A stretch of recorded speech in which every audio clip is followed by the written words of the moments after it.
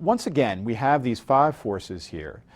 When you do a 5 forces analysis, one of the greatest challenges here is to think through the totality of the pros and cons you see within the industry. It would be rare to find an industry where all the forces are working either positively for the industry or working against the industry. And so the real art of a 5 forces analysis is trying to balance between those various types of pressures that you find and making arguments at the end of the day about which ones you think are more salient and why.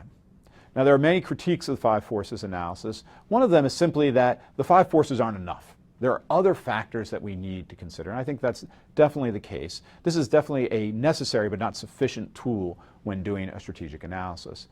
2 simple ones I'd like to highlight here. One is the role of complements. Complements are a little bit different than supply. These are things like software to a hardware manufacturer here. Though it's not a direct supplier, the success of the software company helps drive the success of the hardware company. So who has bargaining power in terms of complements? Sometimes they work together, and sometimes, of course, they might work at odds with one another. So thinking through the role of complements might be an additional thing you want to think through in terms of industry structure. The second one you want to think about is the role of institutions.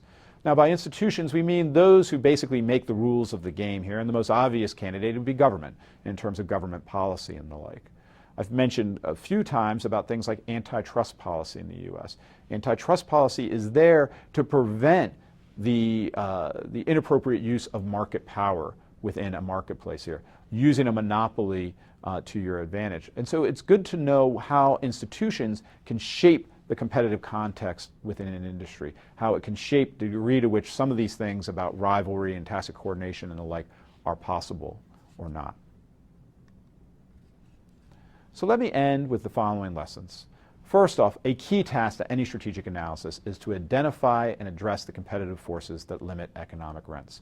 5 forces analysis is one of the most valuable tools in your strategist toolkit. It helps you understand, again, whether an industry is attractive or not, and to help you understand perhaps where there are opportunities to create barriers to competition that allow firms to avoid this fundamental principle problem that we've discussed of going down to the competitive, perfectly competitive market where no firm makes economic rents.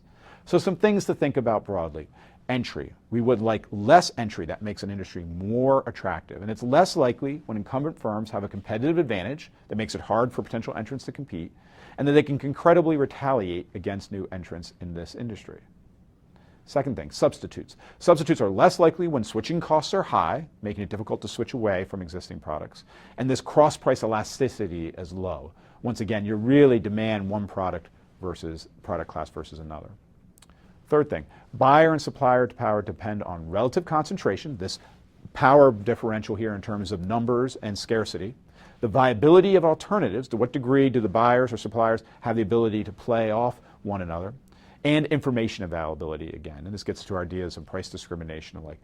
The more informed a buyer is, the more power they have in a relationship, and that applies both to a buyer, to a focal firm and industry, and from that focal firm and industry to the suppliers as well. And then finally, rivalry amongst existing competitors is more intense when the incentives to fight are large and tacit coordination is difficult. And in particular, the simplest thing to think about is how many firms are within the industry. If there's a lot of firms within the industry, rivalry will be more intense. Fewer firms in the industry, all things being equal, rivalry will be less intense. The industry will be more favorable. So let me end there. Thank you for taking the time to go through this lecture today, and thank you very much.